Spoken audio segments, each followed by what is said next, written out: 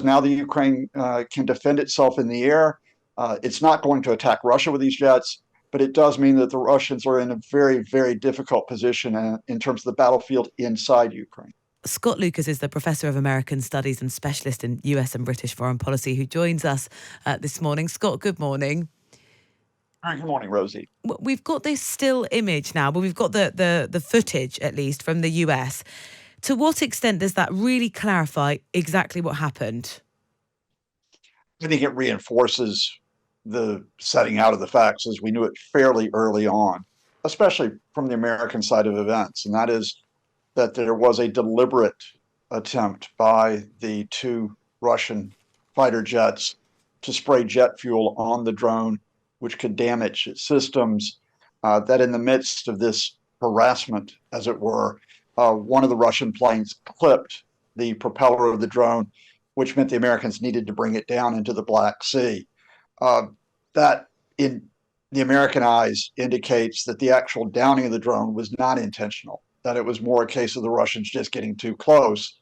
That doesn't minimize the fact that the Russians quite clearly were using bully boy tactics over international waters, but it does mean that the Russians, I think, in American eyes, weren't deliberately seeking to take this drone out and therefore point to an escalation of an aerial war over Ukraine. Yeah, this highlights the risk, doesn't it, sort of accident or miscalculation that could have the most grave consequences.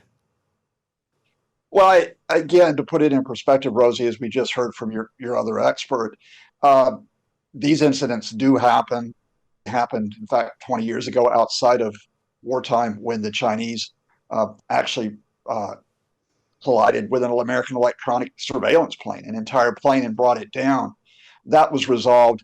I think the Russians and the Americans will go back to what are called the deconfliction arrangements. The Americans are going to continue to run surveillance over this. You would expect them to do so.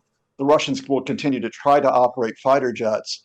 But I'd be looking to the wider significance here, Rosie, and that is why are the Russians carrying out these bully boy tactics to kind of harass the Americans?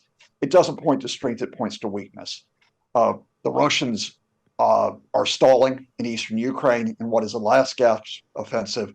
They know that Ukraine's getting more equipment. You just referred to the breakthrough on fighter jets. In other words, the Russians know that there's a very narrowing gap of time where they can try to get some type of aerial superiority while they've already lost that superiority on the ground. And so they're getting a little bit desperate, to be honest with you. This is obviously a significant gear change from Poland. You know, NATO member countries have been very nervous to give Ukraine the fighter jets that Zelensky keeps asking for because they are nervous that Russia will inevitably see it as a serious escalation.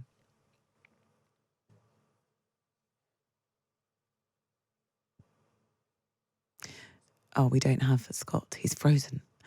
That's very unfortunate.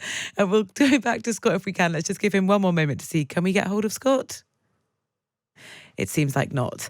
But it is a significant... oh, no, you're back, Scott. It's a... Well, and I did hear your question, Rosie. And so to get to the question of the Polish jets, if that's what you want to talk about, we've been here before. And there's an important parallel, and that is with the battle tanks that we're expecting to arrive in Ukraine fairly soon. You might remember that for months, the U.S., Europe, Western Europe held back on committing to tanks to Ukraine. What happened is it was Eastern European countries, including the Poles, who first said, we'll provide the tanks.